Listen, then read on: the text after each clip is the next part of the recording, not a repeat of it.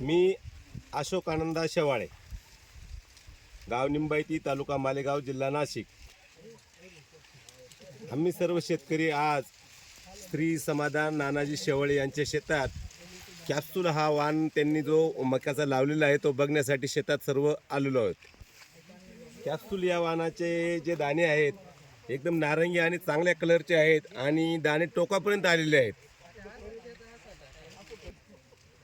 Capsule या वाणाचा आम्हाला अनुभव असा आला की याची जी बिट्टी आहे ती अतिशय बारीक आलेली आहे आणि त्या बारीक बिट्टी असल्यामुळे दाणे खूप जाड आणि जास्त आलेले आहेत।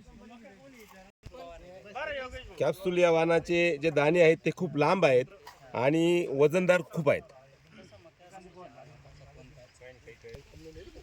कॅप्सूल या वाणाचे जे वरून आवरण आलेलं आहे हे आवरण एकदम घट्ट आहे आणि वरून मिळलेलं आहे, त्यामुळे त्याच्यात पाणी जात नाही।